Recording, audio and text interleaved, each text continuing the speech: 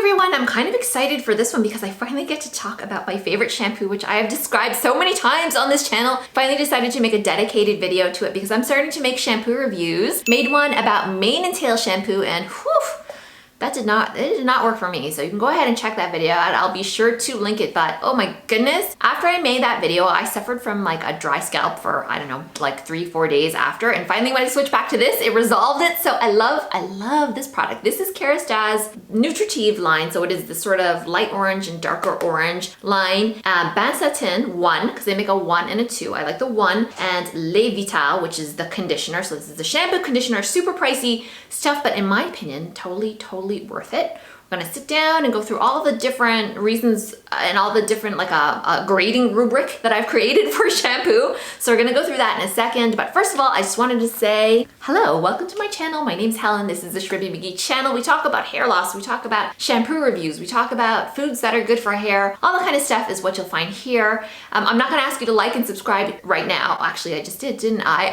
But anyhow, let's go and sit down and talk about this wonderful shampoo that I love the shampoo. Now, first off, a quick short story time about how I even got introduced to Kerastase shampoo, because in no world would I be spending, what, approximately $40, $35 and up for just the shampoo, and that's not even talking about the conditioner, which is about the same price. In no world is that gonna happen in my natural, normal day, sort of ongoing stuff. I strongly believe for things that you wash out quickly, they're not worth spending a lot of money for, and that also includes sort of like cleansers and stuff like that. You see people splurging on like super expensive facial cleansers, and I feel like they're here today and gone tomorrow. Like you put them on and 10 seconds later they're gone. But I've never found something to match the shampoo. So my quick story time about this is, as some of you may know or may not know, I am a longtime lifestyle journalist. I came of age in the magazine world. I was a lifestyle editor and writer, and I still am. I haven't completely retired from that beat yet. When you worked in magazines back in the day, and probably still do, you get sent tons of free product. I mean tons. Every single day there are shipments of new shampoos to come in, new eyeliners, new makeup, just whatever you can dream of, it comes to you for free. When you work in the beauty department, you get so much of it that you can try what you like if you're thinking about using it or reporting on it. But generally you just accumulate so much you'll never get to all of it. So then what we used to do back in the day, and I'm sure this is still the case at, you know, the Vogues of the world and stuff like that, and other magazines that are relatively healthy compared to the so many that have shuttered. But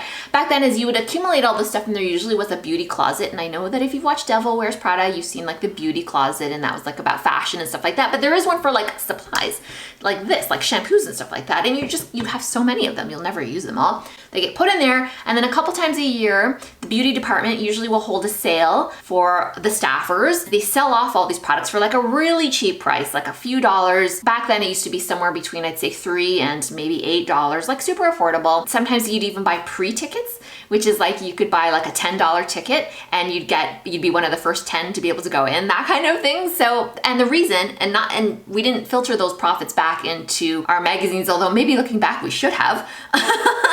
Generally that money would be accumulated and given away to a really worthy charity, often a woman's shelter. So you could do it, and you could also feel good about doing it as well, and buying all kinds of stuff and just trying stuff you would never normally spend money on. So that is how I came to know and love Kerastase products. I had bought one. It was not the shampoo, I think actually the conditioner at first is the first thing I had, and I wasn't super impressed, but I spent like $4 on it, so who cares? And I still am not as impressed with the conditioner. It's okay. The shampoo blows me away. I love this shampoo so much, and we'll talk about the grading of it in a second. So that's how I got introduced to Kerastase products, and when I actually looked up the retail price, I was shocked. I was shook. It was crazy. Like you can get shampoo for what, $4? And this stuff was just so many, like 10 times that amount. But let me fast forward a little bit in this whole story time, and I will try and keep this to a minimum, but I'm kind of having fun describing it, so I hope you bear with me. I was at a sort of event where a hairstylist was, I can't even remember the whole gist of it, but basically we were talking to a hairstylist, and as part of a little giveaway, like gift bag kind of thing, there's a teeny tiny version of this, which you can still buy. You can still buy a little sample size of this, given away also with a conditioner.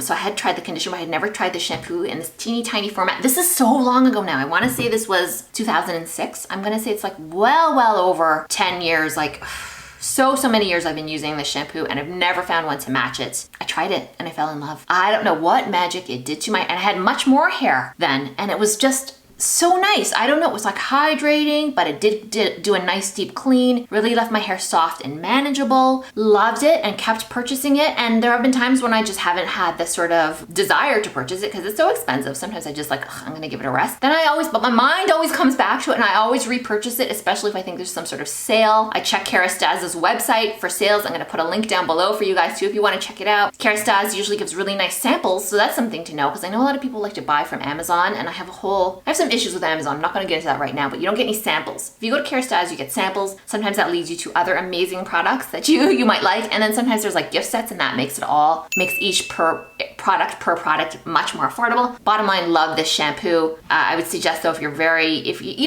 just don't have the money, just maybe buy it from somewhere you can return it easily. I've seen it carried at Target. I've seen it at CVS. So that would just be my advice if you want to kind of treat yourself, but you're not sure if you're going to like it. What if you hate it? I don't want to be the person you blame for buying a super expensive shampoo that you don't end up liking. Let's get on to the grading rubric. I've created this list of different criteria that I hope will help you maybe make a buying decision or not on this, but just from my experience, this is what I have to say about it. Thickening and volumizing. This is not a thickening or volumizing shampoo. This is a very hydrating shampoo, and that's why I love it. And when I lost so much of my hair, and I didn't have much hair, even less than I have right now, because my hair regrows pretty good, it didn't weigh down my hair, and I was so surprised because a lot of hydrating and moisturizing shampoos that have that on the label are they don't cleanse that well. I did not find that to be the case with this. I found it to be wonderfully moisturizing and hydrating. Not thickening and not really volumizing, but does leave you with volume. It doesn't take away your volume. It just doesn't add a whole bunch of it that you don't already have, if that makes sense. Shine. For me, A+ on this product. It makes my hair shiny, soft, manageable, just prettier, always prettier than when I started out. And whenever I come back to it, I'm like, oh yeah, I needed that. So for me, just top marks in terms of shine for this product. Okay, moisture, just talked about that. This is one of the best and most effective moisturizing shampoos I've used ever, and I've used a lot of them. One thing to note about Kerastase is they're owned by company L'Oreal. So I have found some success with other less expensive L'Oreal products. There is an Everpure Lotus shampoo that's in a purple bottle, and that works really nicely too, smells beautiful. Also sulfate and paraben free, I believe. So, and this has got sulfates and I believe parabens in it. So if you are looking for something that's free of those things, L'Oreal makes that. I would say kind of comparable. The L'Oreal also makes one that's called, I can't remember the name of it. It's in a yellow bottle. I think it's something called like Extraordinary Oil. That could be just the Canadian name for it, but it's got the word oil, I think, usually on it. And it is kind of a clear shampoo as I recall. And it's in a sort of dark yellow bottle. So that one is pretty good as well. Kind of a dupe for this, but not as good. Fragrance. I love a nice smelling shampoo. This smells really nice. Maybe not to everybody's taste. It's not super floral, but it does smell like a really high-end shampoo. The conditioner, we'll talk about that in a minute, sort of layers on the same fragrance family. Kerastase makes other shampoos that smell even better, like the Chronologiste, which is in a dark black bottle. It's crazy how I know what these bottles look like, even though I'm not looking at them right now, but I know their product line pretty well. Chronologiste, I think, is in a black or very dark brown bottle, and that smells heavenly. If you wear that, that is like hair perfume. This one, it smells nice and lovely. I like it, but it's not as nice as the Chronologiste, if that makes sense. Softness. A+ for softness for this shampoo. Leaves my hair so soft, so nice. Compared it to Mane and Tail. Mane and Tail left my hair feeling like straw.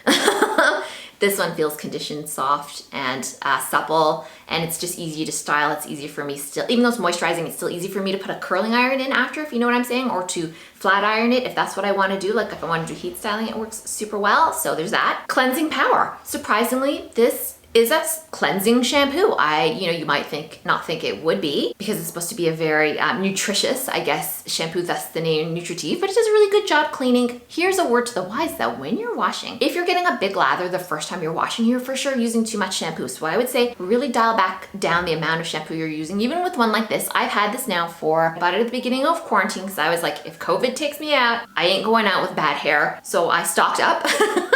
That's where my mind went. I was afraid of a shortage of my favorite shampoo, and not that much is gone from it. So you should really just be using a tiny amount. Try 2 dimes in your hand, do a first wash, try 2 dimes a second time, and that should be the time that it lathers. If you're getting a lot of lather in the first wash, you're probably using too much shampoo, or you're maybe also shampooing more than once a day. That might be too frequent, but try cutting down on the amount of shampoo, which is good because this stuff's expensive, right? So if you use less, it will last a lot longer. These bottles last me half a year. So I'm only purchasing, and I do swap in with some other shampoos, but I'm only purchasing 2 times a year. So it's expensive, but what else am I spending my money on right now? I'm trapped inside. So who's it best for? I can really recommend this shampoo for everybody. I've had a lot of hair. I've had oily hair. I've had thin hair. I've had dry hair. I've had normal hair, and it's worked well in all conditions. I'm not the only one saying this. Really famous YouTuber Lisa Eldridge has talked about her favorite shampoo, which is not, I think, this particular Kerastase, but she loves Kerastase as well. I don't know what the magic is in this product. Are we just fooling ourselves? I sometimes think, am I just wanting to believe this because it's expensive? But I have tried so many other things, and I've tried other expensive shampoos. I don't want to slam Bumble and Bumble, but I have tried that brand, and it is expensive as well. I've tried Living Proof, and that's expensive as well, and I have not liked them as much. For me, this is the only one that performs better than a drugstore shampoo. But before you come after me, please remember that everybody's hair chemistry, scalp chemistry levels are different. So what works for me might not work for you. This is just my experience of this product. So now let's move on to the conditioner. So the conditioner, I've made, other videos where I've mentioned it, is really not my favorite. I don't think it's worth spending a fortune on this. I just happen to buy it because I bought a set, and I got this, and I got this sort of matching product for putting in your hair before you heat style it, which I love. That's a really good product. The conditioner is just, it's okay. I think that honestly, you could buy any other conditioner, you'd probably be just as happy with it. Much less expensive conditioner that I love is a Viviscal conditioner, which I have mentioned. I have a video here about a drugstore haul that I did, so I will link that up and you can see my thoughts on the Viviscal conditioner. Not the shampoo, just the conditioner in the Viviscal line I find really nice for people with hair loss, and it smells delightful. This one smells good, it just sort of smells like the other one, but let's go through my actual criteria here. Same criteria I used on the mane and tail, and same criteria I will be using going forward on other shampoo reviews. One of the criteria I have here is weight. This is a lightweight conditioner. Use it and scrunch it through your hair. This is a tip that I give. Don't rake if you're dealing with hair loss, because you will rake out a lot of hair. You'll have a ton of hair in your fingers and you will be freaking out. So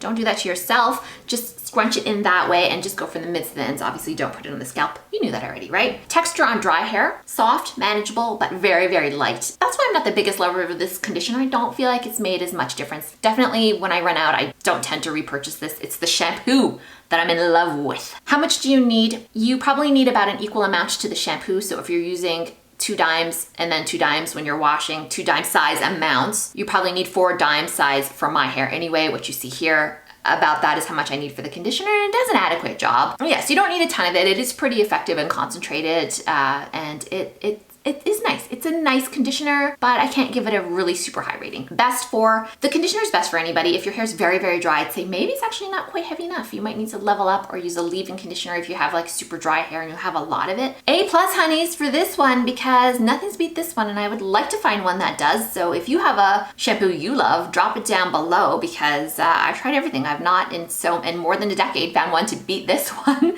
So A+ for this one. For the shampoo, for the conditioner, I'm gonna give her, because it's so expensive, I'm only gonna give her a C+, because I feel like it's a lot of money to spend on a conditioner that's not really performing better than a lot of other ones that cost a fraction of the price. The smell, the fragrance doesn't blow me away, the performance doesn't blow me away, so I cannot give this one a super high mark. So yeah, those are my marks for these two. Gosh, I hope that was helpful. Please do, remember to like, remember to subscribe. Let me know what shampoos you're loving and hating, or whether you want to try this one, or you're curious what you want me to review. I'd love to hear that from you too.